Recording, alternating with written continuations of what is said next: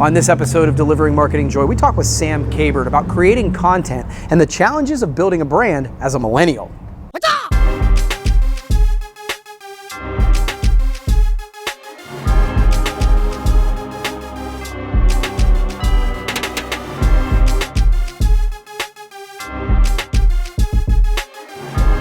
Hey there, and welcome to another edition of Delivering Marketing Joy. I'm your host, Kirby Hasseman, and with me is a new superstar to our industry. I'm really excited to have him with me. Sam Kabert is the creative director of Value BP, and Sam, I really appreciate you taking the time, man.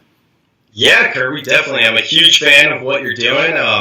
And that's my dog behind here. We have dogs in our office, but she wants in on the action. No, definitely. I listen to your podcast, especially Unscripted, and I've watched Delivering Marketing Joy. A huge fan of what you're doing. So thank you for having me on the show. Oh, man, thank you. It means a lot. I'll send the check. So I appreciate that.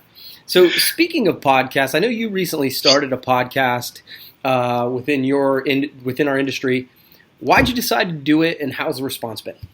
That's a great question. So I have a huge addiction to fantasy football. Okay. Like, huge. Like, I'm saying I'll listen to Sirius XM radio in the off season, right? So I got really into fantasy football this past year, more than I was before, and constantly, whether it's in the gym or running or driving, I work out and listen to this stuff, talk radio, right? So I was always ahead of the curve in my league, and my league is super competitive of which waivers to pick up and all that. So long story short, I got the fantasy football blues pretty bad this past year. So I decided, hey, I need to find something new. I've been seeing the Promo Kitchen podcast.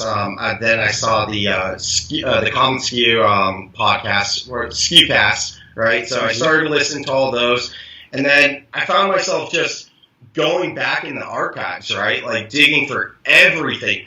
And then I just got more interested and started going outside of the industry, right? And listening to more podcasts. And then I was trying to convince a buddy to do it and whatnot once I saw you and Bill doing Unscripted.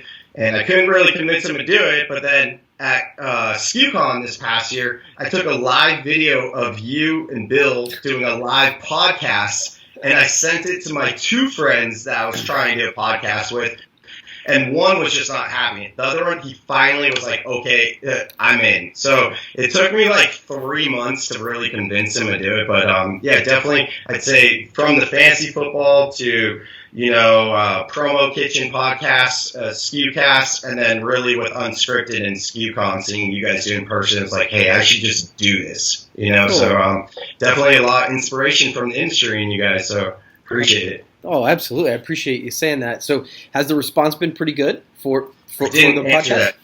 Yeah, so we've been going for about 4 months now. It's called What Up Silicon Valley. And my co-host and I co-chair the Silicon Valley Young Professionals. And we are like, I'm not cocky or anything like that, but we've had other young professionals groups tell us that like we set the standard, right, for like a young professionals group in Silicon Valley. And, we're pretty well connected. I'm on the board of the Santa Clara Chamber, and Santa Clara is where the 49ers play. So it's, a big city, and there's a lot going on in Silicon Valley. So it's going really well. We interviewed Dave Cavall, who's the president of the A's and the Quakes.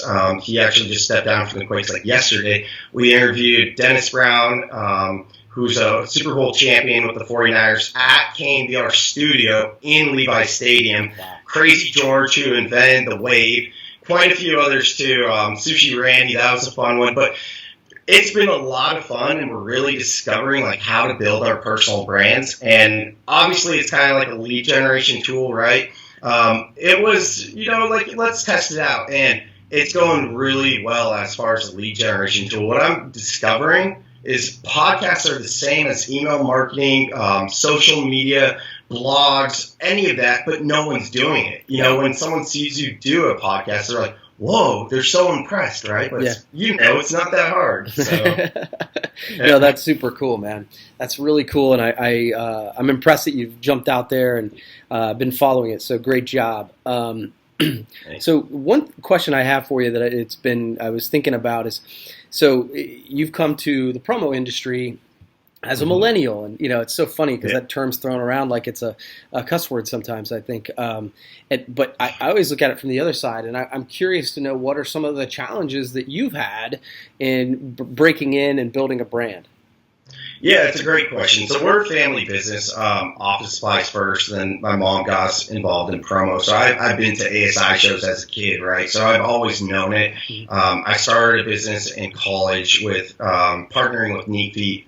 I did sandals to build brand awareness and whatnot. So I've been in the industry, so that wasn't really a challenge. My biggest, and shout out to David Blaze. I was like 22 or 23, and I went to an ASI show in San Diego. I was living in San Diego at the time, and I was so inspired. I asked my mom for the David Blaze $500 starter kit or whatever, and she was like, "You serious? You really want this? Like, are you going to use it?" I go, "Mom, last year I would have asked you for a new wakeboard. I'm asking you for a $500 investment because I want to invest in myself in the future, right?" So I studied that, and I had like interns too, and had them watch it. So that was very helpful. But to answer your question more specifically, I'd say the biggest advantage in being a millennial is that I do a lot of networking. So whether it's through the Chamber of Commerce, I've gone through 2 leadership programs in Santa Clara and Morgan Hill, where my office is, co-chair of a young professionals group. And that's been an advantage to me because, when you're around successful people that have already been there and they see someone who's, at the time I was 23, I'm 29 now, they see that and they appreciate that and they want to hook you up. I got in with one of the top hospitals in our area through meeting a CEO of that hospital through doing networking. She was just impressed with, a young person being driven, right? So that's a huge advantage. Now, here's the disadvantage. I cannot sell to my peers. I have so much trouble with that. I feel like there's some that it works, right?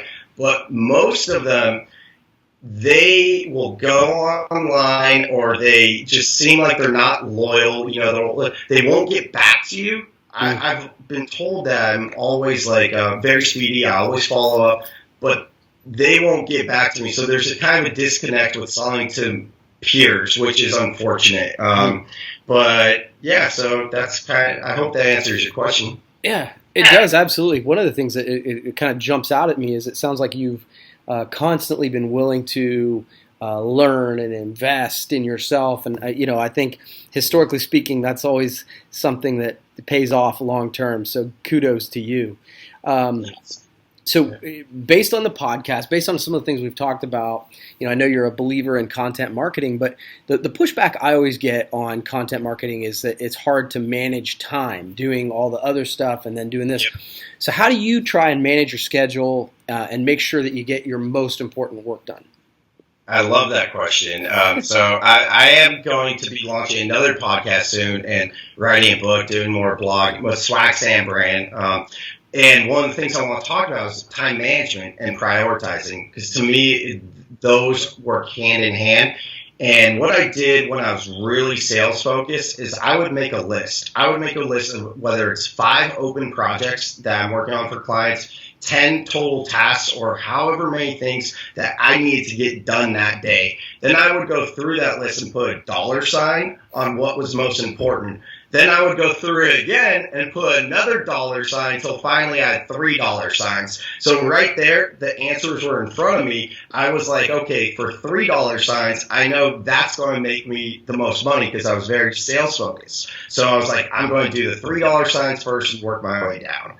And that has been so great. Now that I'm working on the content marketing, building out the team, more working on your business, I'm shifting a little bit to where I'm trying to focus on just 2 to 3 things a day that are going to make a difference. You and I have talked about this in the past, the high level type work. So I'm really trying to do that. And another thing I just tried out yesterday, matter of fact, is turning off my vibration on my Fitbit, turning off my cell phone, silent, upside down, closing my email, and putting on a timer for 20. Yesterday I did 60 minutes, no distractions, just I'm going to get this done. and it worked so well. So I'm really looking forward to trying that out more. You know, it's funny, Sam.